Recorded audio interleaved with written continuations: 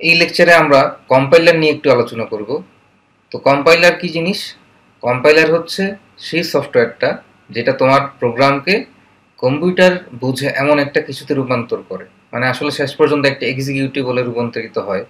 যে প্রথমে তুমি সোর্স কোড লিখবে, তারপর কম্পাইলার সেটা কম্পাইল করবে, সেখান থেকে অ্যাসেম্বলি কোড জেনারেট হবে, সেখান থেকে মেশিন কোড এবং এক্সিকিউটেবল কোড জেনারেট হবে। তো এত কিছু আপাতত আমাদের না বুঝলেও চলবে। তো কম্পাইলার হিসাবে আমাদের সফটওয়্যার ব্যবহার করতে হবে, এবং প্রত্যেকটা ল্যাঙ্গুয়েজেরই বিভিন্ন কম্পাইলার রয়েছে। তো সি এরও অনেকগুলো কম্পাইলার রয়েছে, তো আমরা ব্যবহার করব হচ্ছে কোড ব্লকস। তো কোড ব্লকস তোমরা codeblocks.org সাইট থেকে ডাউনলোড করতে পারো, সেটা আমি কিছুক্ষণ পরে সাইটে গিয়ে দেখাবো। কারণ কোড ব্লকসটা কিন্তু আসলে একটা কম্পাইলার না, যদি আমরা কম্পাইলার বলে ফেলি মনের ভুলে।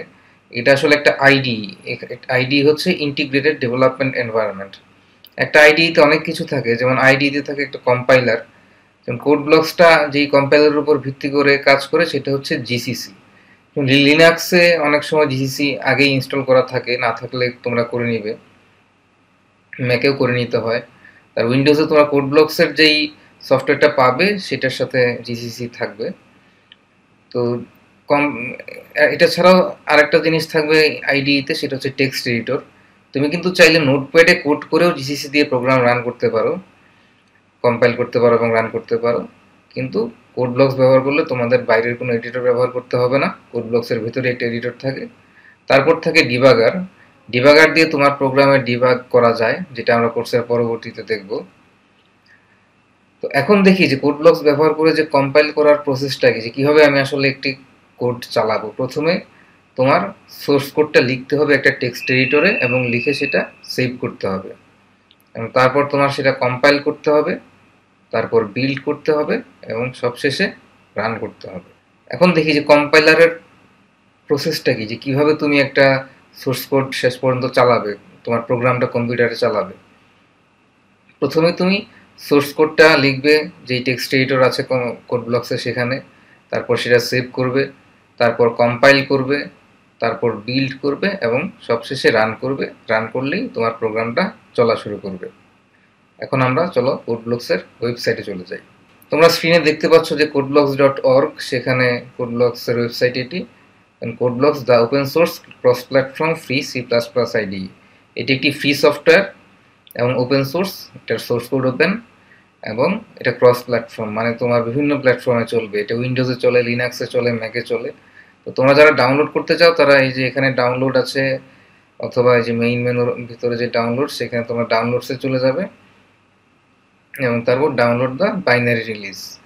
এখানে আসলেই তুমি বিভিন্ন অপারেটিং সিস্টেমের জন্য পাবে। যেমন তুমি যদি উইন্ডোজ ব্যবহার করো, তুমি স্ক্রিনে দেখো যে দুইটা জিনিস আছে, একটা হচ্ছে 28.2 মেগাবাইটের, একটা 96.8 মেগাবাইটের। তুমি অবশ্যই 96.8 মেগাবাইটের যেটা, সেটা ডাউনলোড করে ইনস্টল করবে, কারণ এটার সাথে কম্পাইলারটা দেওয়া আছে, মানে জিসিসি বা আসলে উইন্ডোজের জন্য এটাকে মিন জিডব্লিউ সেটআপ ডট টিএক্সি একটা ফাইল, সেটা দেওয়া থাকে। 28.2 মেগাবাইটেরটা করলে কিন্তু হবে না। এটা ছাড়াও তোমরা লিনাক্স বা ম্যাক তোমাদের যদি অপারেটিং সিস্টেম হয় সেই অনুযায়ী কম্পাইলার ডাউনলোড করে নেবে। তো কম্পাইলার তো ডাউনলোড হয়ে গেল, তো ইনস্টল করবে কীভাবে? অন্যান্য যে কোনো সফটওয়্যার যেভাবে ইনস্টল করো, গেমগুলো যেভাবে ইনস্টল করো, সেভাবেই তুমি কম্পাইলারটা ইনস্টল করবে। তো ইনস্টলের পরে চলো আমরা একটা প্রোগ্রাম লিখে ফেলি। তোমরা স্ক্রিনে দেখতে পাচ্ছ কোড ব্লকস। তো আমি এখন একটা প্রোগ্রাম লিখে দেখাবো। তো শুরুতেই যেটা করতে হবে, বাম দিকে ফাইল মেনু থেকে নিউ এমটি ফাইল সিলেক্ট করতে হবে, এবং এখানেই আমরা কোড লিখব। তো চলো আমরা কোড লেখা শুরু করে দিই।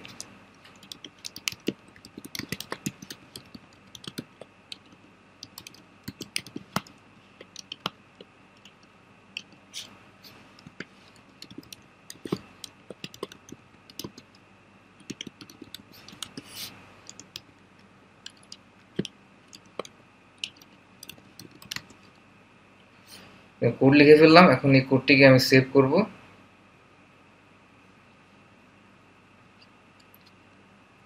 ফাইলের নাম দিলাম hello.c। এই .c হচ্ছে তোমার সি প্রোগ্রামের ফাইলের এক্সটেনশন। যেমন পিডিএফ ফাইলের এক্সটেনশন থাকে .pdf, অনেক গানের ফাইলের এক্সটেনশন থাকে .mp3। তো প্রোগ্রাম তো সেভ করে ফেললাম, সেভ করে ফেলার পর এখন আমার যেটা করতে হবে, বিল্ড মেনুতে গিয়ে প্রথমে কম্পাইল। এখন প্রোগ্রামটা কম্পাইল হয়ে গেছে এবং নিচের দিকে তাকিয়ে তোমরা দেখো এখানে 0 এরর 0 ওয়ার্নিং, অর্থাৎ এই প্রোগ্রামে কোনো এরর বা ওয়ার্নিং নেই। তো এরর ওয়ার্নিং কখন দিত, ধরা যাক আমি এই সেমিকোলনটা দিইনি। তো এখন যদি আমি বিল্ডে গিয়ে কম্পাইল করতাম তাহলে কিন্তু সে এরর দিত, যে এরর দেখো এক্সপেক্টেড সেমিকোলন বিফোর রিটার্ন, তার মানে আসলে রিটার্নের আগে একটা সেমিকোলন সে এক্সপেক্ট করতেছে। তো সেমিকোলনটা আমি দিয়ে নিলাম, তারপর কম্পাইল করি। এখন আমার প্রোগ্রাম ঠিক আছে। কম্পাইল করে প্রোগ্রাম ঠিক আছে মানে হচ্ছে তোমার প্রোগ্রামে কোনো সিনট্যাক্স এরর নেই, মানে সি ল্যাঙ্গুয়েজের কোনো নিয়ম কানুন তুমি লঙ্ঘন করো নাই। তো এখন আমরা যেটা বিল্ড মেনুতে গিয়ে বিল্ড অ্যান্ড রান একসাথে আমি করব। এখন দেখো বিল্ড অ্যান্ড রান একসাথে ক্লিক করলে এখানে চলে আসছে, এখানে কি লেখা, হ্যালো ওয়ার্ল্ড, এরপর আবার আমার কমান্ড প্রম্পট। তো আমরা কিন্তু আমাদের প্রথম প্রোগ্রামটা লিখে ফেললাম এবং তোমরা এখন যেটা করবে, তোমরা নিজেরা তোমাদের কম্পাইলারে হ্যালো ওয়ার্ল্ড প্রোগ্রামটা লিখবে এবং এটা হচ্ছে তোমার একটা বড় মাইল ফলক। এটা ঠিকঠাক মতো করতে পারাই মানে তুমি প্রোগ্রামিং শেখার পথে অনেক দূর এগিয়ে গেছো।